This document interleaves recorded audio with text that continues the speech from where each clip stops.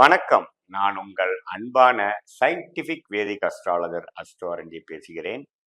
நல்லது நினைப்போம், நல்லதே நடக்கும். தொடர்ந்து நம்மளுடைய சேனல்ல வரக்கூடிய வீடியோஸ் பார்த்துட்டு இருப்பீங்க நம்புறேன். எந்த விதத்திலையும் மூட நம்பிக்கையில போகாமல், மிகைப்படுத்தாமல், அறிவியல் சார்ந்த கலையாக ஒளி தத்துவம் எப்படி நம்ம கர்மாவை வாழ்க்கை சம்பவங்களாக உருவெடுக்க உதவுகிறது என்பதை பார்த்து கொண்டிருக்கிறோம். அந்த வகையில பார்த்தீங்கன்னா, இந்த வீடியோல ஜூலை மாதம் 2024 மகர ராசிக்காரர்களுக்கு எத்தகைய ஒரு பலாபலன்களை கொடுக்கக்கூடிய ஒரு மாதமாக இருக்க போகிறது என்று பார்க்க போறோம். அதற்கு முன்னாடி நீங்க ஃபர்ஸ்ட் டைம் நம்ம சேனலுக்கு வரவங்க மறக்காம சப்ஸ்கிரைப் பட்டன் கிளிக் பண்ணிக்கங்க.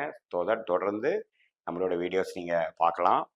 அதே சமயத்தில் பிடித்த வீடியோஸை நீங்க ஷேர் பண்ணுங்க ஃப்ரெண்ட்ஸ் அண்ட் ரிலேட்டிவ்ஸ்க்கு. இப்போ பார்த்தீங்கன்னா மகர ராசிக்கு ஜூலை மாதம் எப்படி இருக்குன்னு பார்த்தீங்கன்னா, ஆண்டு கிரகம் என்று சொல்லப்படுகிற குரு எந்த விதத்திலையும் மாற்றம் பெறாமல் 5ஆம் இடத்திலே யோகஸ்தானத்தில் இருந்து மகர ராசியை பார்த்து நீடித்து நல்ல பலன்களை கொடுக்க போகிறது. அதே சமயத்தில் ராகு 3ஆம் இடத்திலும் கேது 9ஆம் இடத்திலும் இருப்பது அப்படி ஒன்றும் சாதகமற்ற ஒரு நிலை இல்லை. அதுலேயும் எந்த விதத்திலையும் பயிற்சி பெறப்போறதில்லை. ராசி அதிபதி பார்த்தீங்கன்னா 2ஆம் இடத்துல ஆட்சி பலத்தோட நீடித்து இருக்க போகிறார். ஸோ ஆண்டு கிரகத்தில் எந்த விதத்திலையும் மாற்றம் இல்லை. அதே சமயத்தில் மாத பயிற்சி பெறக்கூடிய கிரகங்கள் எப்படி மாறுறாங்க ஜூலை மாதம் பார்க்கும் பொழுது, ஜூலை 7ஆம் தேதி சுக்கிரன் 6ஆம் இடத்துல இருந்து 7ஆம் இடத்துக்கு வருவது ஒரு நல்ல விஷயம்தான். கல்யாண விஷயங்கள், நட்பு பாராட்டுற விஷயங்கள், குடும்பத்தில் அன்னோனியங்கள் அதிகமாகக்கூடிய விஷயங்கள், காதல் படுற விஷயங்கள், பார்ட்னர்ஷிப் சில நல்ல யோகங்களை பெறக்கூடிய விஷயங்கள், நிறையா விதத்தோட கேதரிங், சோஷியல் லைஃப் இம்ப்ரூவ் ஆகக்கூடிய விஷயத்துக்குலாம் நல்ல ஒரு விஷயமாக இருக்கிறது. இப்போ சோஷியல் லைஃப் நல்லா இம்ப்ரூவ் ஆகிறதுக்கு வாய்ப்பு உண்டு. அதே சமயத்தில் 17ஆம் தேதி 6ஆம் இடத்துல இருக்கக்கூடிய சூரியனும் 7ஆம் இடத்துக்கு வர்றதும் பார்த்தீங்கன்னா ஓரளவுக்கு தவறு இல்லை. நல்ல ஒரு மாற்றத்தை கொடுக்கக்கூடியதாக இருக்கிறது. அதே சமயத்தில் உங்களுக்கு புதன் 20ஆம் தேதி 7 இருந்து 8ல் நட்பு வீடாகிய 8ல் மறைந்தாலும் சிம்மத்தில் மறையிறது அப்படி ஒன்றும் பாதகம் இல்லை. அதே சமயத்தில் 4க்கும் 11க்கும் உடைய அந்த செவ்வாய் 5ஆம் இடத்துக்கு மாறி சுக்கிரன் வீட்டில் குருவோட சேர்ந்து இருக்கிறது பார்த்தீங்கன்னா தவறு இல்லை. ஸோ இது எப்படி இருக்குன்னா, இடம் சார்ந்த விஷயங்கள், தாயார் விஷயங்கள், பூமி விஷயத்துக்கெல்லாம் ஒரு நல்ல பலனை கொடுக்கக்கூடிய அமைப்பு இருக்கு. தவறு இல்லை. குழந்தைகள் மூலமாக அனுகூல விஷயங்கள் உண்டு. குடும்ப விஷயங்கள், குழந்தைகள் விஷயங்கள், நண்பர்கள் விஷயங்கள்ல பார்த்தீங்கன்னா மகர ராசிக்காரர்களுக்கு கொஞ்சம் அதிகமான ஃபோக்கஸ் வரக்கூடிய அமைப்புகள் கண்டிப்பாக ஜூலை மாதம் குறிப்பாக செகண்ட் ஹாஃப் எதிர்பார்க்கலாம். தவறு இல்லை. ஏன்னா நீங்கள் 2020, 21, 22ல் ஜென்மசனி தாக்கத்திலேருந்து கடந்த ஒரு 1.5 வருஷமாவே கொஞ்சம் ஃபார்வர்டில் போயிட்டு இருக்கிற மகர ராசிக்காரர்களுக்கு இந்த ஒரு மாற்றம் ஒரு நல்ல மாற்றத்தை தான் கொடுக்க போகுது. ஏன்னா எப்படி இருந்தாலும் சுக்கிரன் குருவை பார்க்கிறார், ராசியை பார்க்கிறார். அதே சமயத்துல குருவும் ராசியை பார்க்கிறார். 2 மிக சுப கிரகங்கள், ஆனால் அருமையான சுப கிரகங்கள் ராசியை பார்ப்பது நல்ல ஒரு டைம் தான். ஸோ அதனால பார்த்தீங்கன்னா மனம் உற்சாகப்படைய போகிறது.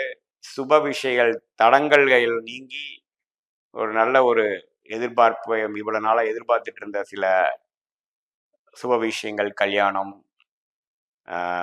மற்ற நல்ல ஒரு குதூகலமாக இருக்கக்கூடிய, சோஷியல் லைஃப் இம்ப்ரூவ் ஆகக்கூடிய, நண்பர்களோட சேர்ந்து அன்பு பாராட்டக்கூடிய எல்லா சுப விஷயத்துக்கும் ஒரு அருமையான மாதமாக நம்ம எடுத்துக்கொள்ளலாம். நான் எப்பொழுதுமே சுபகிரகங்கள் ராசியோட பார்வையிலையோ சேர்க்கையிலையோ இருக்கும் பொழுது மனம் சந்தோஷம் அடையும். பாவகிரகமாகிய சனி, செவ்வாய், ராகு இதெல்லாம் கொஞ்சம் இருக்க வேண்டிய இடத்துல நல்ல இடத்துல இருப்பதனால் அப்படி ஒன்றும் மனம் இறுக்கமாகவோ ஒரு ஒரு உச்சகட்ட ஒரு பிரச்சனைக்குள்ளேயே போகக்கூடிய அமைப்புகள் மகர ராசிக்காரர்களுக்கு இல்லை. ஸோ இது ஒரு நல்ல மாற்றத்தை கொடுக்கக்கூடிய விஷயமாகவும் உண்டு. காதல் செய்து கொண்டிருப்பவர்களுக்கு ஒரு காதல் திருமணம் வரக்கூடிய அமைப்புகளும் ஜூலை மாதத்துல உண்டு. பெற்றோர்களுக்கு ஒரு மூலமாக ஒரு சம்மதம் பெறவில்லை என்பவர்களுக்கு பெற்றோர்கள் சம்மதம் பெறக்கூடிய ஒரு மாதமாகவும் உண்டு. அதே சமயத்துல பார்த்தீங்கன்னா புதன் ஒரு நட்பு வீட்டுக்கு வரும் பொழுது நல்ல ஒரு படிப்பு விஷயத்துக்காக ஒரு வெளி மாநிலம், வெளிநாடு போகக்கூடியவங்க, விசா எதிர்பார்க்குறவங்க, அது மாதிரி இருக்கவங்களுக்கு புதன் தசை நடப்பவர்களுக்கெல்லாம் ஒரு சாதகமாக நடக்கக்கூடிய அமைப்புகள் கண்டிப்பாக மகர ராசிக்காரர்களுக்கு உண்டு.